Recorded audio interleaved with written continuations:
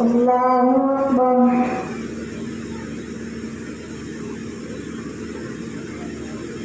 الحمد لله رب العالمين الرحمن الرحيم مالك يوم الدين إياك نعبد وإياك نستعين اهدنا الصراط المستقيم صراط الذين أنعمت عليهم غير المغضوب عليهم ولا الضالين.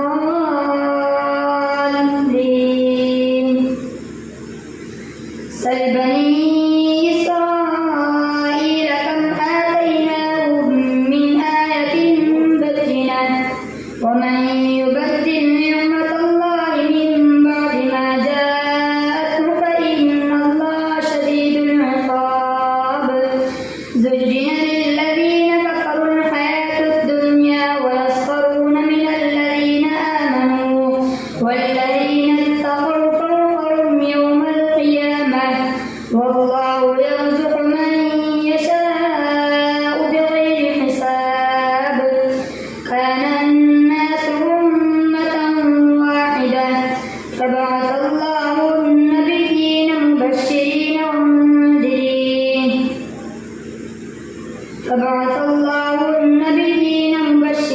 ومنذرين وأنزل معهم الكتاب بالحق ليحكم بين الناس فيما اختلفوا فيه وما اختلف فيه إلا الذين أوتوه من بعد ما جاءتهم البينات بغيا بينهم فهدى الله الذين آمنوا لما اختلفوا فيه من الحق بإذنه والله يهدي من يشاء إلى صراط مستقيم. أم حسبتم أن تدخلوا الجنة ولما يأتكم مثل الذين خلوا من قبلكم مستهم البأساء والضراء وزلزلوا حتى يقول الرسول والذين آمنوا معه متى نصر الله ألا إن نصر الله قريب. يسألونك ماذا ينفقون قل ما أنفقتم من خير فللوالدين والأقربين واليتامى والمساكين وابن السبيل وما تفعلوا من خير فإن الله به عليم. كتب عليكم القتال وهو كره لكم وعسى أن تكرهوا شيئا وهو خير لكم وعسى أن تحبوا شيئا وهو شر لكم والله يعلم وأنتم لا تعلمون. يسألونك عن الشهر الحرام قتال فيه قل قتال فيه كبير وصد عن سبيل الله وكفر به والمسجد الحرام وإخراج أهله منه أكبر عند الله والفتنة أكبر من القتل ولا يزالون يقاتلونكم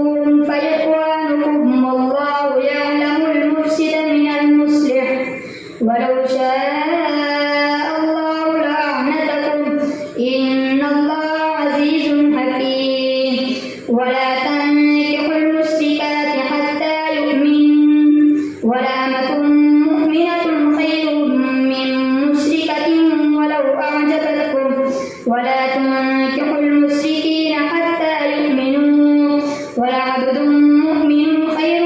من مشرك ولو أعجبكم أولئك يدعون إلى النار والله يدعو إلى الجنة والمغفرة بإذنه ويبين آياته للناس لعلهم يتذكرون ويسألونك عن المحيض قل هو أذى فاعتزلوا النساء في المحيض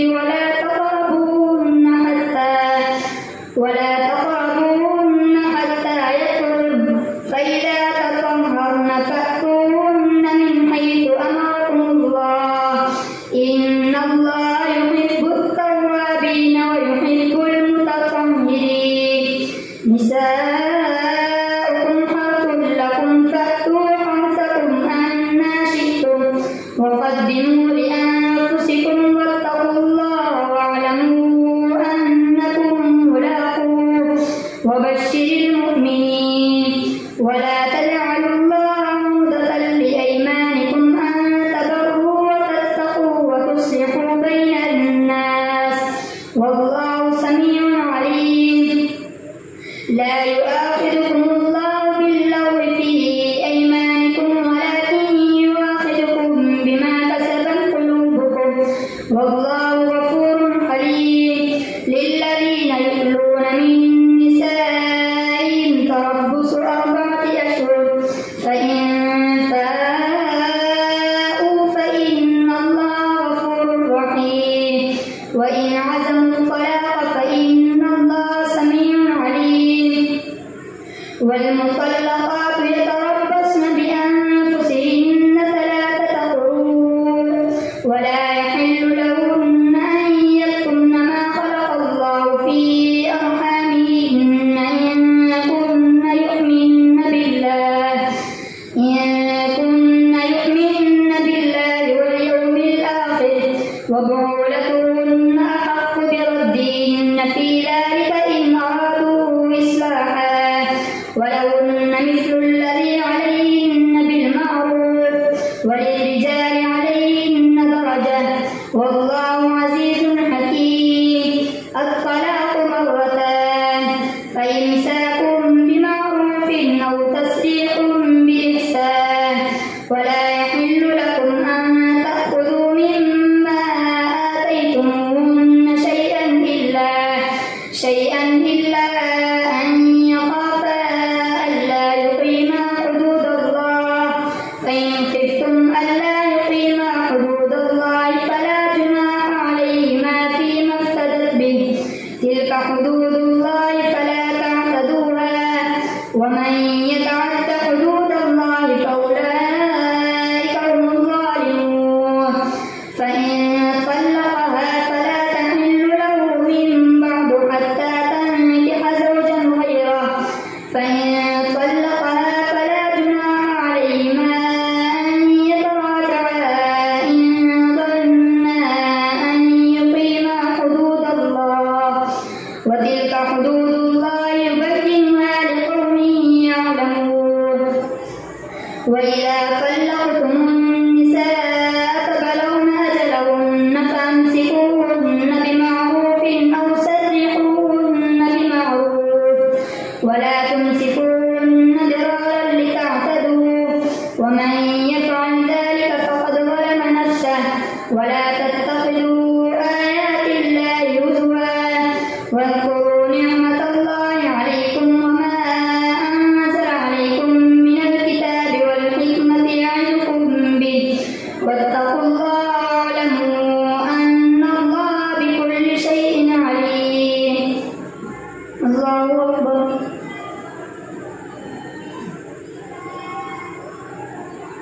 سمع الله لمن حمده الله أكبر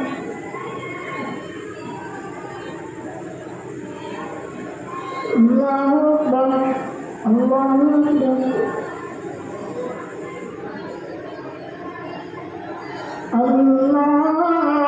الله أكبر الحمد لله رب العالمين الرحمن الرحيم مالك يوم الدين إياك نعبد وإياك نستعين اهدنا الصراط المستقيم صراط الذين أنعمت عليهم غير المغضوب عليهم ولا الضالين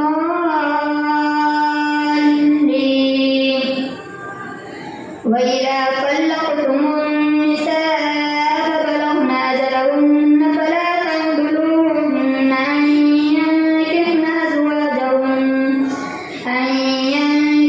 أزواجهن إذا تراضوا بينهم بالمعروف ذلك يوعظ به من كان منكم يؤمن بالله واليوم الآخر ذلكم أزكى لكم وأطهر واتقوا الله واعلموا وإذا طلقتم النساء فبلغن أجلهن فلا تعضلوهن أن ينكحن أزواجهن إذا تراضوا بينهم بالمعروف ذلك يوعظ به من كان منكم يؤمن بالله واليوم الآخر ذلكم أزكى لكم وأطهر والله يعلم المفسد من المصلح والله يعلم وأنتم لا تعلمون والوالدات يرضعن أولادهن حولين كاملين لمن أراد أن يتم الرضاعة وعلى المولود له رزقهن وكسوتهن بالمعروف لا تكلف نفس إلا وسعها لا تضار والدة بولدها ولا مولود له بولده وعلى الوارث مثل ذلك فإن أرادا فصالا عن تراض منهما وتشاور فلا جناح عليهما وإن أردتم أن تسترضعوا أولادكم فلا جناح عليكم إذا سلمتم ما آتيتم بالمعروف واتقوا الله واعلموا أن الله بما تعملون بصير والذين يتوفون منكم ويذرون أزواجا يتربصن بأنفسهن 4 أشهر وعشرا فإذا بلغن أجلهن فلا جناح عليكم فيما فعلن في أنفسهن بالمعروف والله بما تعملون خبير ولا جناح عليكم فيما عرضتم به من خطبة النساء أو أكننتم في أنفسكم علم الله أنكم ستذكرونهن ولكن لا تواعدوهن سرا إلا أن تقولوا قولا معروفا ولا تعزموا عقدة النكاح حتى يبلغ الكتاب أجله واعلموا أن الله يعلم ما في أنفسكم فاحذروه واعلموا أن الله غفور حليم لا جناح عليكم إن طلقتم النساء ما لم تمسوهن أو تفردوا لهن فريضة ومتعوهن على الموسع قدره وعلى المقتر قدره متاعا بالمعروف حقا على المحسنين وإن طلقتموهن من قبل أن تمسوهن وقد فرضتم لهن فريضة فنصف ما فرضتم إلا أن يعفون أو يعفو الذي بيده عقدة النكاح وأن تعفوا أقرب للتقوى ولا تنسوا الفضل بينكم إن الله بما تعملون بصير حافظوا على الصلوات والصلاة الوسطى وقوموا لله قانتين فإن خفتم فرجالا أو ركبانا فإذا أمنتم فاذكروا الله كما علمكم ما لم تكونوا تعلمون والذين يتوفون منكم ويذرون أزواجا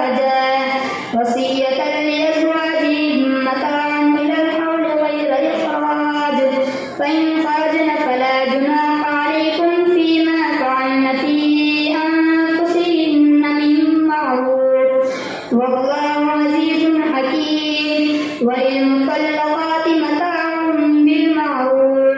حقا على المتقين كذلك يبين الله لكم آياته لعلكم تعقلون. ألم تر إلى الذين خرجوا من ديارهم وهم ألوف حذر الموت فقال لهم الله موتوا ثم أحياهم إن الله لذو فضل على الناس ولكن أكثر الناس لا يشكرون. وقاتلوا في سبيل الله واعلموا أن الله سميع عليم. من ذا الذي يقرض الله قرضا حسنا فيضاعفه له أضعافا كثيرة والله يقبض ويبسط وإليه ترجعون. ألم تر إلى الملأ من بني إسرائيل من بعد موسى إذ قالوا لنبي له ابعث لنا ملكا نقاتل في سبيل الله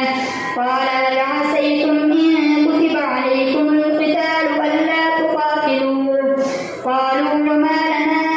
ألا نقاتل في سبيل الله وقد أخرجنا من ديارنا وأبنائنا فلما كتب عليهم القتال تولوا إلا قليلا منهم والله عليم بالظالمين. وقال لهم نبيهم إن الله قد بعث لكم طالوت ملكا قالوا أنى يكون له الملك علينا ونحن أحق بالملك منه ولم يؤت سعة من المال قال إن الله اصطفاه عليكم وزاده بسطة في العلم والجسم والله يؤتي ملكه من يشاء والله واسع عليم. وقال لهم نبيهم إن آية ملكه أن يأتيكم التابوت فيه سكينة من ربكم وبقية مما ترك آل موسى وآل هارون تحمله الملائكة إن في ذلك لآية لكم إن كنتم مؤمنين. فلما فصل طالوت بالجنود قال إن الله مبتليكم بنار فمن شرب منه فليس مني ومن لم يطعمه فإنه مني إلا من اغترف غرفة بيده فشربوا منه إلا قليلا منهم فلما جاوزه هو والذين آمنوا معه قالوا لا طاقة لنا اليوم بجالوت وجنوده قال الذين يظنون أنهم ملاقو الله كم من